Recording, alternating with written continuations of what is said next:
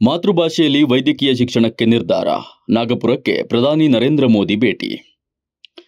ಪ್ರಧಾನಿ ನರೇಂದ್ರ ಮೋದಿ ಇಂದು ಮಹಾರಾಷ್ಟ್ರದ ನಾಗಪುರದಲ್ಲಿರುವ ರಾಷ್ಟ್ರೀಯ ಸ್ವಯಂ ಸೇವಕ ಸಂಘದ ಪ್ರಧಾನ ಕಚೇರಿಗೆ ಭೇಟಿ ನೀಡಿದರು.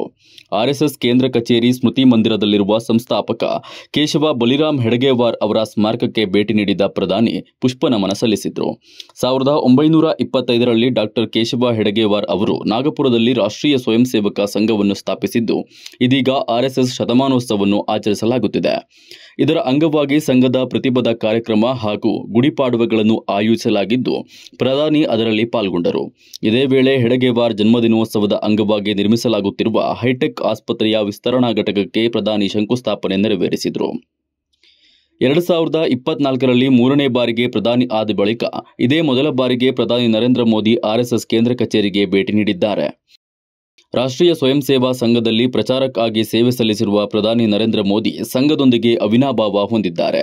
ಬಳಿಕ ಪ್ರಧಾನಿ ಅವರು ನಾಗಪುರದಲ್ಲಿರುವ ಅಂಬೇಡ್ಕರ್ ಬೌದ್ಧ ಧರ್ಮ ಸ್ವೀಕರಿಸಿದ ದೀಕ್ಷಾ ಭೂಮಿಗೂ ಸಹ ಭೇಟಿ ನೀಡಿ ಡಾಕ್ಟರ್ ಬಿಆರ್ ಅಂಬೇಡ್ಕರ್ ಅವರಿಗೆ ಗೌರವ ನಮನ ಸಲ್ಲಿಸಿದರು. ನಂತರ ನಾಗಪುರದ ಮಾಧವ ನೇತ್ರಾಲಯ ಪ್ರೀಮಿಯಂ ಕೇಂದ್ರಕ್ಕೆ ಶಂಕುಸ್ಥಾಪನೆ ನೆರವೇರಿಸಿ ಸೋಲಾರ್ ಡಿಫೆನ್ಸ್ ಮತ್ತು ಏರೋಸ್ಪೇಸ್ ಲಿಮಿಟೆಡ್ ಸಂಸ್ಥೆಯ LMTRR ಸೌಲಭ್ಯವನ್ನು ಉದ್ಘಾಟಿಸಿದರು. ಆರ್ಎಸ್ಎಸ್ನ ಸರಸಂಚಾರಕ ಮೋಹನ್ ಭಾಗವತ್, ಕೇಂದ್ರ ಸಚಿವ ನಿತಿನ್ ಗಡ್ಕರಿ, ಮಹಾರಾಷ್ಟ್ರ ಮುಖ್ಯಮಂತ್ರಿ ದೇವೇಂದ್ರ ಫಡ್ನವೀಸ್, ಆರ್ಎಸ್ಎಸ್ ಹಿರಿಯ ನಾಯಕರಾದ ಭಯ್ಯಾಜಿ ಜೋಶಿ ಸೇರಿದಂತೆ ಹಲವು ಪ್ರಮುಖರು ಉಪಸ್ಥಿತರಿದ್ದರು. ನಂತರ ಪ್ರಧಾನಿ ನರೇಂದ್ರ ಮೋದಿ ಸರ್ವರಿಗೂ ಆರೋಗ್ಯ ಆರೈಕೆಯು ಸರ್ಕಾರದ ಪ್ರಮುಖ ಆದ್ಯತೆಯಾಗಿದೆ. ಸರ್ಕಾರದ ಆರೋಗ್ಯ ಆರೈಕೆಯ ಪ್ರಯತ್ನಗಳಿಂದ ದೇಶದ ಜನರು ಉತ್ತಮ ಗುಣಮಟ್ಟದ ಆರೋಗ್ಯ ಸೌಲಭ್ಯ ಪಡೆಯುತ್ತಿದ್ದಾರೆ. ಆರೋಗ್ಯ ಸೌಲಭ್ಯದಿಂದ ಯಾರೊಬ್ಬರೂ ವಂಚಿತರಾಗಬಾರದು ಎಂಬುದು ಸರ್ಕಾರದ ಗುರಿಯಾಗಿದೆ. ಆಯುಷ್ಮಾನ್ ಭಾರತ್ ಯೋಜನೆಯಿಂದ ಕೋಟ್ಯಾಂತರ ಜನರಿಗೆ ಉಚಿತ ಆರೋಗ್ಯ ಸೌಲಭ್ಯ ದೊರೆಯುತ್ತಿದೆ. ಜನೌಷಧಿ ಕೇಂದ್ರಗಳಿಂದ ಬಡವರಿಗೆ, ಮಧ್ಯಮ ವರ್ಗದವರಿಗೆ ಕಡಿಮೆ ದರದಲ್ಲಿ ಔಷಧಿಗಳು ದೊರೆಯುತ್ತಿವೆ. ಡಯಾಲಿಸಿಸ್ ಚಿಕಿತ್ಸಾ ಕೇಂದ್ರಗಳಿಂದ ಸಾವಿರಾರು ಜನರ ಪ್ರಾಣ ಉಳಿಯುತ್ತಿದೆ ಎಂದರು. ಆಯುಷ್ಮಾನ್ ಆರೋಗ್ಯ ಕೇಂದ್ರಗಳ ಮೂಲಕ ರೋಗಿಗಳಿಗೆ ಪರಿಣಿತಿ ವೈದ್ಯರಿಂದ ಉಚಿತ ಟೆಲಿಕನ್ಸಲ್ಟೇಷನ್ ಸೌಲಭ್ಯ ಒದಗಿಸಲಾಗುತ್ತಿದೆ. ವೈದ್ಯರು ಉತ್ತಮ ಪರಿಣಿತಿ ಪಡೆಯಲು ಮಾತೃಭಾಷೆಯಲ್ಲೇ ವೈದ್ಯಕೀಯ ಶಿಕ್ಷಣ ಒದಗಿಸಲಾಗುತ್ತಿದೆ. ಯೋಗ, ಆಯುರ್ವೇದ ಅಂತಾರಾಷ್ಟ್ರೀಯವಾಗಿ ಮಾನ್ಯತೆ ಪಡೆದಿದ್ದು, ಭಾರತದ ಹಿರಿಮೆ ಹೆಚ್ಚಿದೆ ಎಂದರು. ಮಾಧವ್ ನೇತ್ರಾಲಯವು ದಶಕಗಳಿಂದ ಮಾನವ ಕಲ್ಯಾಣಕ್ಕೆ ಶ್ರಮಿಸುತ್ತಿದೆ. ನೇತ್ರಾಲಯ ವಿಸ್ತರಣೆಯಿಂದ ಸಾವಿರಾರು ಜನರ ಬದುಕಿನಲ್ಲಿ ಅಂಧಕಾರ ದೂರವಾಗಲಿದೆ ಎಂದರು. ಮೋಹನ್ ಭಾಗವತ್ ಸಮಾಜ ಸೇವೆಯಲ್ಲಿ ತೊಡಗಿರುವ ರಾಷ್ಟ್ರೀಯ ಸ್ವಯಂ ಸೇವಕ ಸಂಘ ಎಲ್ಲಾ ವಲಯಗಳಲ್ಲಿ ನಿಸ್ವಾರ್ಥ ಸೇವೆಯನ್ನು ಮಾಡುತ್ತಿದೆ. ದೃಷ್ಟಿದೋಷ ಉಳ್ಳವರಿಗೆ ಸೇವೆ ಮಾಡುವುದು ಸಾರ್ಥಕ ಕಾರ್ಯವಾಗಿದೆ. ದೇವರು ಕರುಣಿಸಿದ ದೇಹವನ್ನು ಮಾನವ ಕಲ್ಯಾಣಕ್ಕೆ ಬಳಸಿಕೊಳ್ಳಬೇಕಾಗಿದೆ ಎಂದರು. ಇಂದು ಅಪರಾಹ್ನ 3:30ಕ್ಕೆ ಪ್ರಧಾನಿ ಅವರು ಮಹಾರಾಷ್ಟ್ರದಿಂದ ಛತ್ತೀಸ್ಗಢದ ಬಿಲಾಸ್ಪುರಕ್ಕೆ ತೆರಳಿದ್ದು, ಅಲ್ಲಿ 33,700 ಕೋಟಿ ರೂಪಾಯಿ ವೆಚ್ಚದ ವಿವಿಧ ಅಭಿವೃದ್ಧಿ ಕಾರ್ಯಕ್ರಮಗಳ ಶಿಲಾನ್ಯಾಸ ಹಾಗೂ ಉದ್ಘಾಟನೆಗಳನ್ನು ನೆರವೇರಿಸಲಿದ್ದಾರೆ. स्मृति मंदिर पहुंचे हैं, जहां डॉक्टर हेडगेवार स्मारक स्मृति पहुंचकर उन्होंने डॉक्टर हेडगेवार की स्मृति को श्रद्धांजलि अर्पित की, पुष्प अर्पित किए। और ये तस्वीरें स्मृति मंदिर की, और ये डॉक्टर हेडगेवार स्मृति मंदिर के भी नाम से जाना जाता है।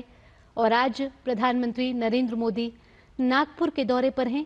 यहाँ राष्ट्रीय स्वयंसेवक संघ के संस्थापक डॉक्टर हेडगेवार का स्मारक है, और ये एक ऐसी जगह है जो संगठन की वैचारिक जड़ों से जुड़ा हुआ है, इसलिए इसका महत्व।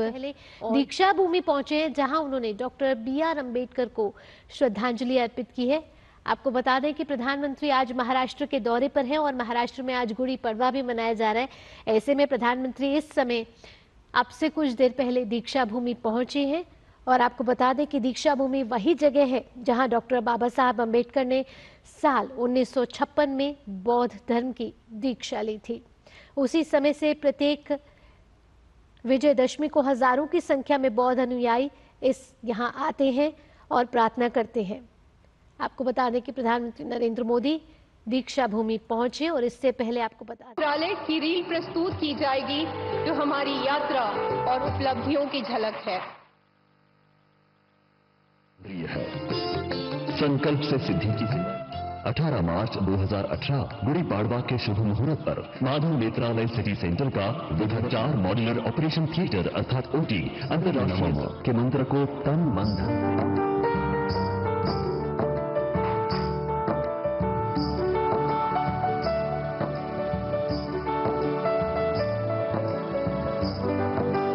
यात्रा का 100 वर्ष भी पूरे हो रहे हैं।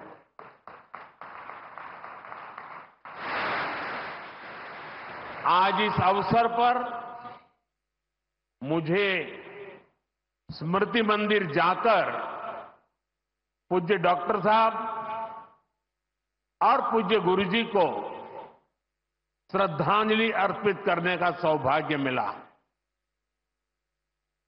साथियों, इसी कालखंड में हमने हमारे संविधान के 75 वर्ष का उत्सव भी मनाया है। अगले ही महीने संविधान निर्माता बाबा साहब आंबेडकर जी की जयंती भी है। आज मैंने दीक्षा भूमि पर बाबा साहब को नमन किया है, उनका आशीर्वाद लिया है। मैं इन विभूतियों को नमन करते हुए देशवासियों को नवरात्रि और सभी पर्वों की बहुत बहुत बधाई देता हूं। साथियों, संघ सेवा के इस पवित्र तीर्थ नागपुर में आज हम एक पुण्य संकल्प के विस्तार के साक्षी बन रहे हैं। अभी हमने माधव नेत्रालय के कुल गीत में सुना, अध्यात्म ज्ञान गौरव गुरुता का ये अद्भुत विद्यालय, मानवता रत यह सेवा मंदिर, कण कण में देवालय। जीवन सूत्र हमारी परंपरा में है। संघ के संदर्भ में कहेंगे तो 1 घंटा शाखा में स्वयं का विकास और 23 घंटा उस विकास का उपयोग समाज के भलाई के लिए, यही वह दृष्टि है। और वह दृष्टि देने के लिए ये सारे काम चलते हैं।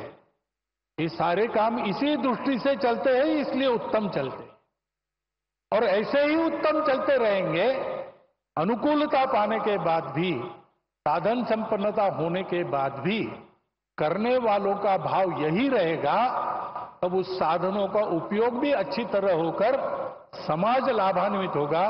केवल लाभान्वित नहीं होगा, समाज विश्व को लाभान्वित करने के लिए योग्य बनेगा और विश्व के जीवन में अपनी भूमिका को ठीक से अदा करेगा।